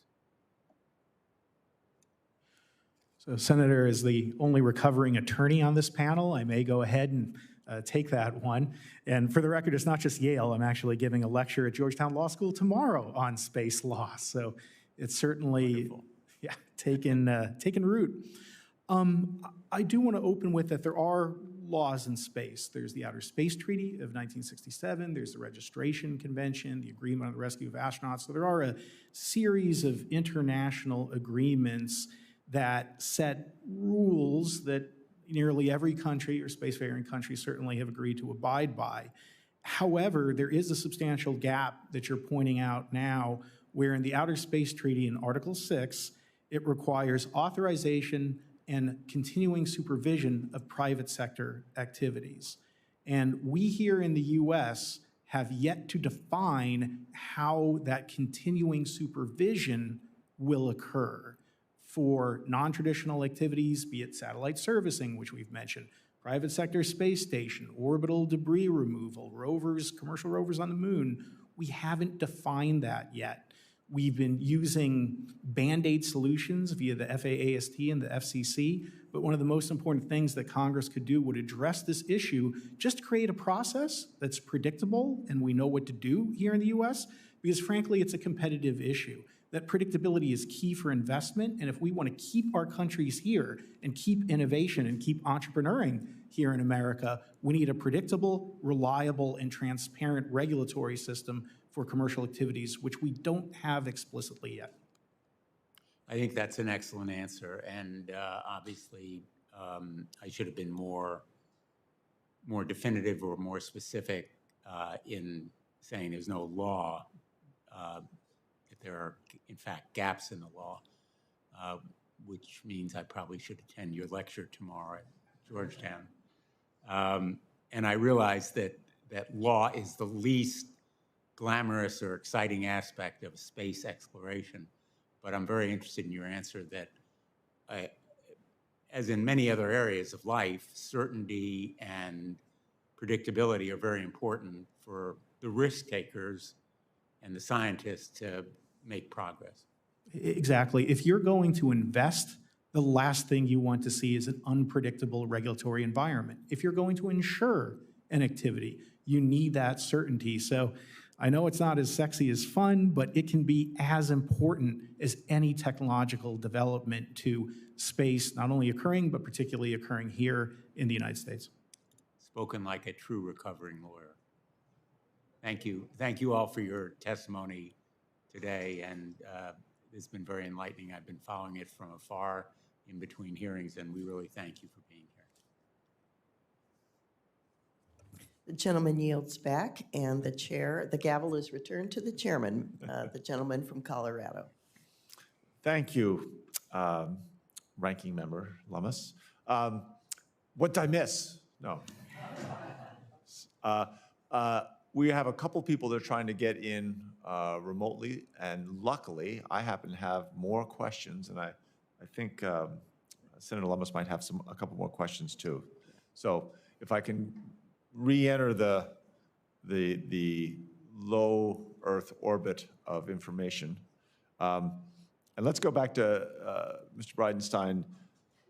You spoke, I think, compellingly about the overcrowding in LEO, and you didn't even really get into that whole notion of once you have collisions, how many more fragments are created, and that you end up with a cavalcade of collisions, and that 1.5% really gets scary because if that's too high in and of itself, and I followed your math of how we get to 1 in a million, but there's a lot of probabilities between here and there, and I think it's unacceptable when you begin to look at how rapidly you could escalate. So anyway, I think, again, how would you look at what should Congress be doing? Who should have the regulatory responsibility there? And we're fully aware of the discussions there, but I'd love to hear your opinion. Right now, the regulatory authority for debris mitigation falls to the FCC, the Federal Communication Commission, and that is based on a law passed in the 1930s. Mr. Gold could probably tell me the specific date, but there was a law passed in the 1930s that gave the FCC the authority to regulate spectrum. And from that, satellites, emit, all kinds of transmissions. And so from that, they say we have the ability to regulate satellite, debris and orbits and that kind of thing, which, by the way, it's good that they're doing it, because if they weren't doing it, nobody would be doing it. So they extrapolated the law to take that authority among themselves. I don't know, in fact, I'm confident that the FCC is not the agency that should be doing that, and the House and the Senate have passed a bill that was signed that gives that authority to the Commerce Department. That has not been adequately funded at this point. They need resources to stand up a team of folks that can actually put into place the regulatory environment for this capability. So are you agreeing that notion of having a separate, escalating one of the departments from Commerce up to? Yes, I know exactly what you're saying. So the Office of Space Commerce. Yes. Yes, so 100%. Office, that's the word I was looking for. Yes, Office. The Office of Space Commerce is right now under NOAA. It's not, and look, we all love NOAA, but it's not their highest priority to do space situational awareness and space traffic management, and debris mitigation and remediation, as you mentioned earlier. So since that's not, NOAA isn't probably tremendously enthusiastic about that. I do believe it is a high enough priority. It needs to report, the Office of Space Commerce needs to report directly to the Secretary of Commerce and be responsible to the Secretary for achieving the outcomes that we're looking for. As far as what the FCC needs to do right now, given the risk that's in front of us, they need to consider that even satellites that can maneuver do have a collision risk. And that risk doesn't just come from other satellites, it comes from lethal, non-trackable debris. For every piece of debris we can track that is 10 centimeters and bigger, there's 10 to 100 pieces of debris that we can't track. So they need to take that into account when they start thinking about the collision risk for low Earth orbit. Once we recognize that there's a lot of risk here that right now is not being accounted for, I think it's important for us to say, okay, how many objects are we able to put into any orbital shell? And once we define that, then this is where the international piece comes in. We recognize that there's a limitation. The question is, how do we allocate access to those orbital shells? And that we need to have a process by which nations can get access to that. And the United States of America needs to make sure that its allocation is of course, adequately spread among competitive companies for a competitive marketplace.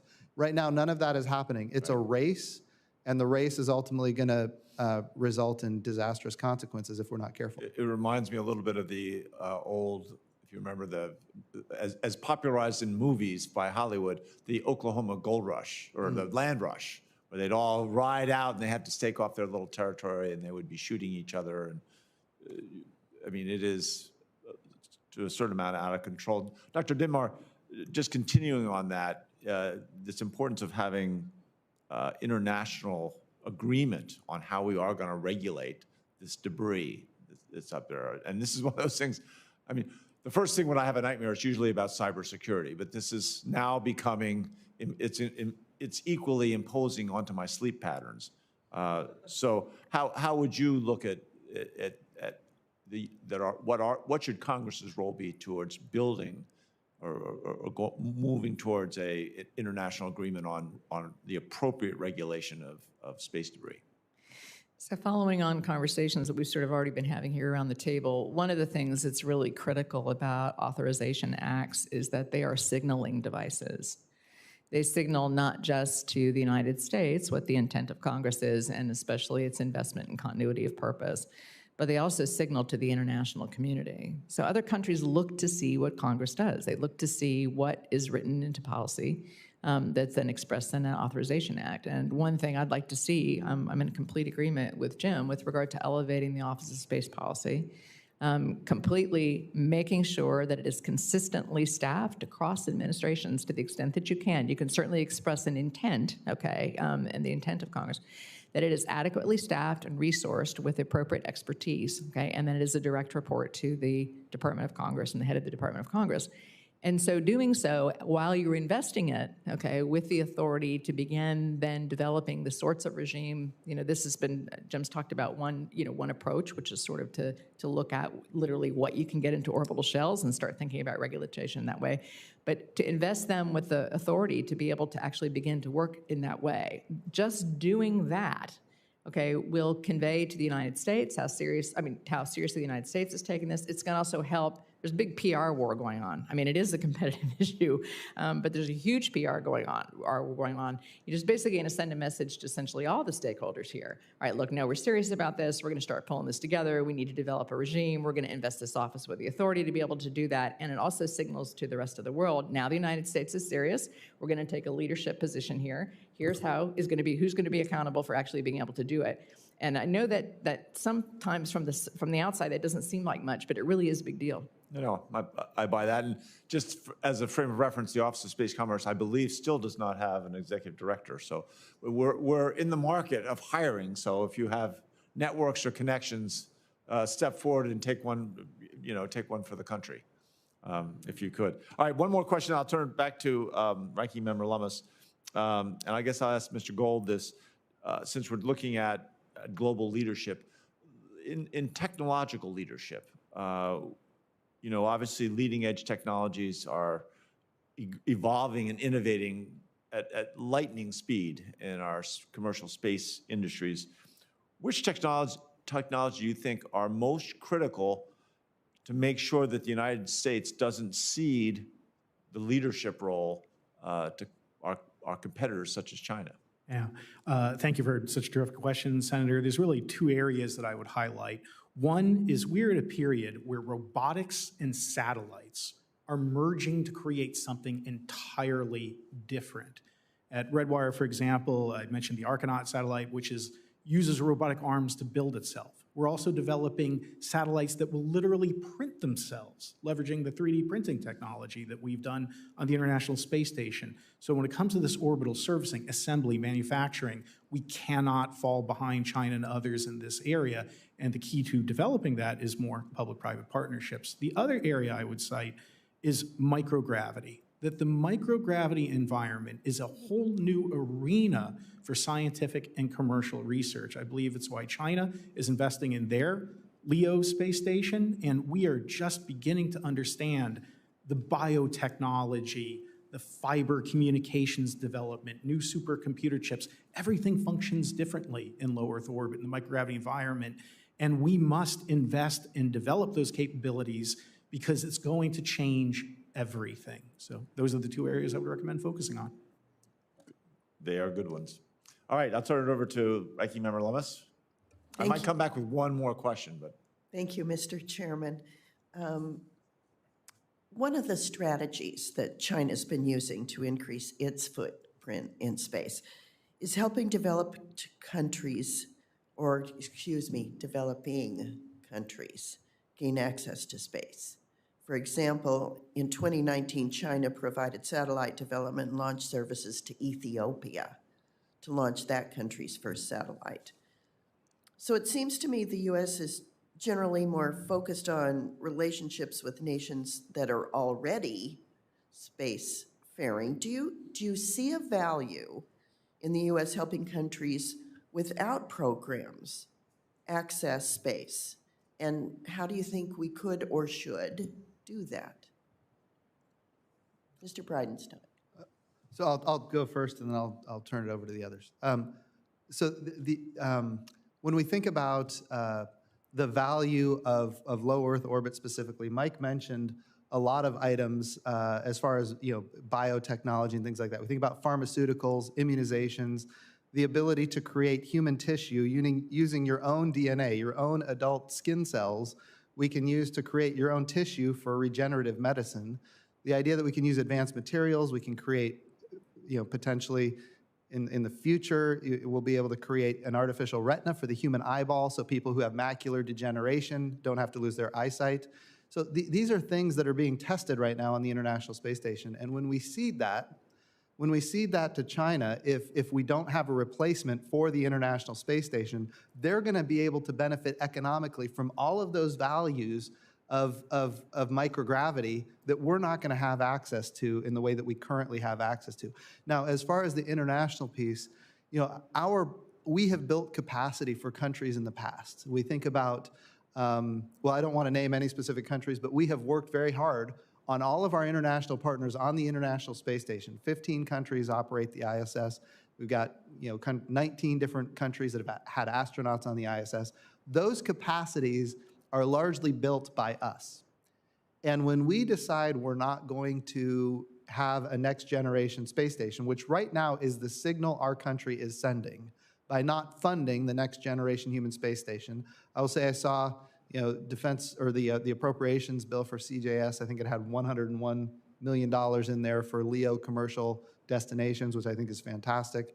But that's still not enough, just to be honest. We need more. We don't want to cede that territory to our biggest competitor, primarily because all of that capacity we built for these other countries is going to go to them. And they're going to start benefiting from that. So we have to maintain the leadership here. I think it's absolutely important. Countries that, when we think about Artemis and the Artemis Accords, we have been inviting countries that don't even have a space program to participate in Artemis in whatever small way they can participate. Because in my view, space is a tool of diplomacy for this country. It's something that every country wants, and we can help provide it. So when we think about the big picture, kind of how the nation thinks about agreements around the world, I think space needs to be on the table regularly. even when we do trade agreements, when we do any kind of large negotiation with another nation or many nations, space needs to be on the table because it is a great tool of diplomacy that can improve our position. Senator, it's a great question, an even better opportunity for me to vent. The Intergovernmental Agreement, the IGA, which was the agreement that established the International Space Station, it's extraordinarily difficult, if not impossible, for other nations to join the IGA, which has prevented NASA from reaching out to other countries that don't have space programs or have space programs they just started. The Artemis Accords were in many ways a reaction to that we wanted to create a vehicle that no matter how modest your program was, even if it's just a couple of graduate students, that you could contribute to this unprecedented journey to the moon. And in the initiation of the Artemis Accords, you had countries like Luxembourg that has a relatively small but mighty space program. And there, by the way, shout out to the embassy there in Luxembourg that's been so supportive, but also United Arab Emirates, which again has done amazing things in space, but wasn't a traditional ally, certainly not on the International Space Station yet. So through the Accords now, it's so important that we reach out to developing countries. I was so proud when Brazil joined the Artemis Accords because that was our first Latin American country. And I certainly hope that we can proceed in Africa, where, by the way, China has been very aggressive in terms of international diplomatic development. We need African countries in the Accords supporting not just the Artemis program, but sensible norms of behavior. And I think that's our best vehicle to proceed and get these countries involved.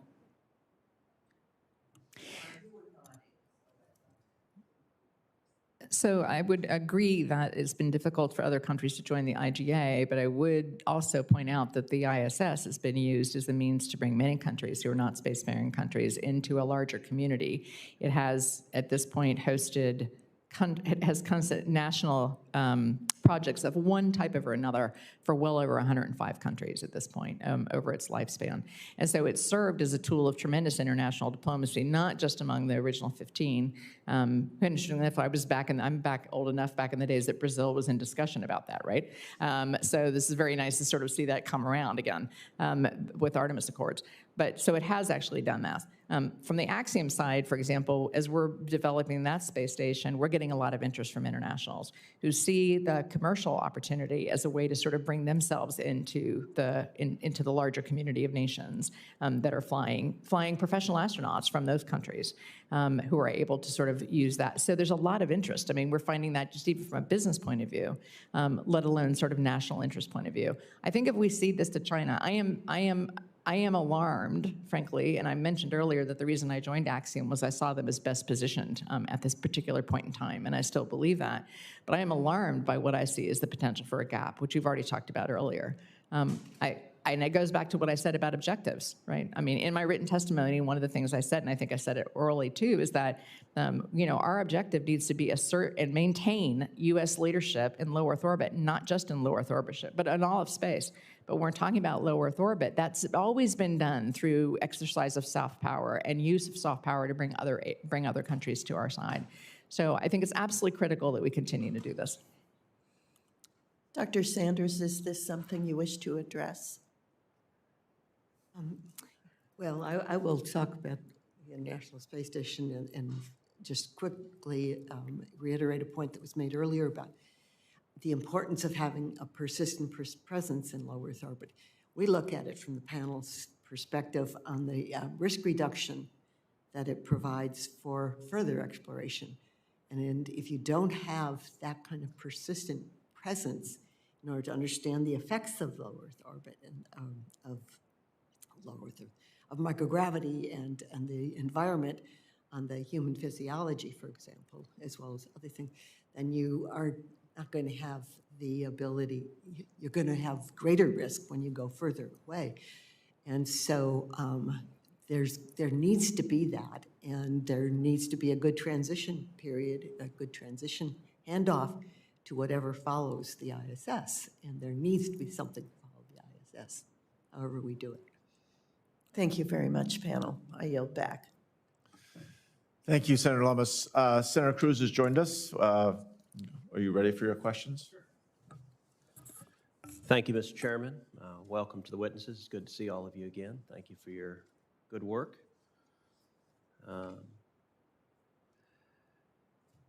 As everyone on this panel knows, the International Space Station has been a big priority of mine for a long time. And not only is it a critical tool for projecting American leadership in space, something all the more important with the Chinese successfully putting the core module of their space station up in April of this year. But we've also invested over $100 billion in it. And to be fiscally responsible and prudent, we need to get maximum use out of that investment. Multiple times, the Senate has taken up legislation I've introduced to extend the ISS through 2030. The extension through 2030 was part of the NASA Authorization Act, which the Senate passed unanimously at the end of last year. It was also part of that same NASA Authorization Act that was included this year in the U.S. Innovation and Competition Act, which was passed by the Senate in May. And it's something that the current administrator, Senator Nelson, strongly supports as well. And so both the current administrator and the prior administrator, we worked together on this extension. It is common sense. It is bipartisan. We're waiting on the House to act. And we will see if and when the House does act. But at least on the Senate side, it is 100-0 that this extension makes sense. And I'll mention to the chairman, so there were battles in the prior administration because there were a few misguided voices in the Trump administration that wanted to retire the ISS early. And Senator Nelson and I on this subcommittee took turns taking a 2x4 to the administration on that question. And it only took about 300-0 votes for them to realize that perhaps their position was not going to prevail in the Senate. But we need to see the House act. Let me ask the witnesses, look, I think we're going to get the extension done in one vehicle or another. It's the right thing to do. It's long overdue, but given the experience of the panel, I'm curious, technologically, from a safety perspective, what is keeping the station from lasting longer than 2030? From lasting through 2035 or 2040? There's a lot of expertise on this panel, and so what's your collective judgment on that question? I'll go ahead and start. First of all, Senator, the wounds from the 2x4 have recovered quite nicely. And I think you're... To be clear, Jim, you were not the one advocating this. No, I'm aware of that, but I was part of the administration. And look, here's the thing. I think what we're seeing now is that the foresight that you had at the time was right, because we are not ready for what comes after the International Space Station. We're not ready for it. Building a space station takes a long time, especially when you're doing it in a way that's never been done before, which in the future will be commercial. I don't foresee Congress appropriating funds for a second International Space Station. I don't foresee that. Now, that being said, here's the thing that I think is important. Extending it to 2030, I know the Senate's already passed that, and I support that. I would also tell you that there's no guarantee we're going to make it to 2030. Certainly, we should, if we can.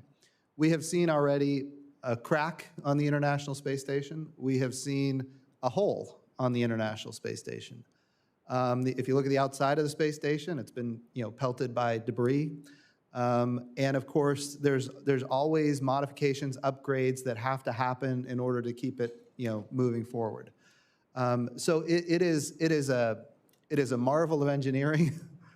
Mike Gold used to tell me quite frequently, we need to put it in for a Nobel Peace Prize, which I think is right. It is a tool of diplomacy. It's been just a phenomenal capability for our country all around, not even considering how much science is coming from it right now. So the key is extending it. Yes, there is a challenge. We know it can't last forever. How far can it last? I don't think we have that answer. Right now, I think we're in great shape. Well, and let me ask a related question, which is, what do y'all think is the timing for a replacement of comparable capability? And when is that transition realistically possible? And how do we ensure that the ISS is operational, that we don't cede low Earth orbit for a period of time to the Chinese, that we maintain U.S. leadership continuously there. So the future is going to depend on how much it gets funded. Right now, it has been funded at nothing compared to what it needs. I think it was like $15 million or something like that for the transition to a new commercial, space station. But what we need, and the CGS appropriations bill had $101 million, which met the president's budget request. That coming from the Senate. The Senate had $101 million in there to meet the president's budget request, which is fantastic. But I'm telling you, sir, it is still not enough.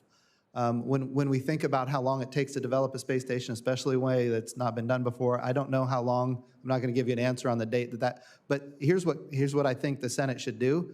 The Senate should absolutely declare that NASA needs to tell it when it's going to, what is the objective to have that new space station, and then the Senate needs to fund the requirements to achieve that. I don't think the right answer is to continue, first of all, extending the space station is the right thing to do, but continuing that in perpetuity, believing that it's going to last forever, I think is not the right approach. And I'm not suggesting that's what the Senate is doing at all. But NASA needs to say, here's how we're going to replace it. Here's what it's going to cost. They need to put that in the president's budget request with many years, 5-year outlook, and then come to you and say, this is the money that we need. And right now, I don't see that happening the way it should happen. And that begins with I think NASA needs to completely fulfill the spirit of what was written into the 2017 NASA Transition Authorization Act, having to do with the transition plan. And a transition plan needs to have, timing, milestones, clear objectives, how those objectives are going to be met. And then once that's in place, then you can begin to have a conversation about follow-ons. So, as you know, Axiom, because we've spoken to you about this, Axiom's approach, was funded on a competitively awarded agreement that was negotiated with NASA. And that $101 million that Jim is talking about, when you look at how NASA is planning to allocate it, does not meet the commitment to Axiom for 2022. The work that needs to go to work on the space station side of it.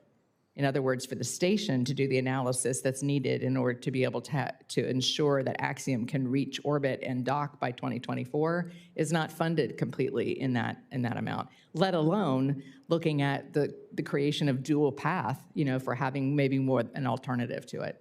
So I would agree, definitely more funding is needed, but also NASA needs to be clear about objectives and the means that it sees at this point, understanding that any transition plan is going to be a stake in the sand at the moment. It's going to have to be iterated upon. But it needs to be much clearer about what those objectives and milestones are. So, Senator, I don't know if I can enter this into the record, but I borrowed my son's ISS folder for today's testimony. I'm such a fan. We talk about a lot of recycling on Earth. And I can tell you that's even more important on orbit. As you pointed out, and again, I appreciate your support and your 2x4. That kept us going during some difficult times. We need to squeeze every minute and ounce of capability out of the ISS. And in terms of when we should be retiring it, again, I'm a recovering attorney, but the engineers tell me there's seals that will wear out, et cetera. But there's still going to be good hardware. And we should look at, yes, maybe there was a point of retirement, but continuing to leverage the hardware that we can continue to use as part of another system or as part of a smaller system.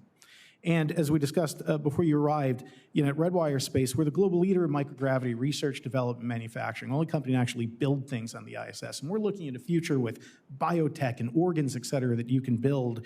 We cannot cede those technological capabilities or the diplomatic or political benefits of low Earth orbit to China. So we need to have a two-pronged approach. One, extend the ISS to 2030, which I included in my written remarks, and then ensure that we proceed with enough funding and capability to deploy a free-flying commercial space station so that it's operational while the ISS is still there, and we do not create a gap in low Earth orbit that would be disastrous for us in the nation. And as you point out, you have fans at NASA in doing that. Senator Nelson, Administrator Nelson has been a great supporter, and we've talked a lot about the need for an authorization bill. Former staff that was working on that authorization bill that's now over at NASA. So I think you've got great allies at the agency.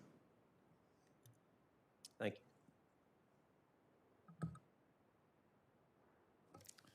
Great. Thank you, Senator. I appreciate you making the effort to get over here. I think we're at that point where I am forced by tradition and circumstance to let you go. The hearing record will remain open until November 18th, 2021. Any senators who would like to submit questions for the record for the witnesses should do so by November 4th, 2021. To all of you witnesses, in addition to my gratitude, we ask that your responses be returned to the committee by November 18th, 2021. Again, I'd like to thank each of you for your testimony today, but really your service in terms of maintaining or helping to create America's role as a leader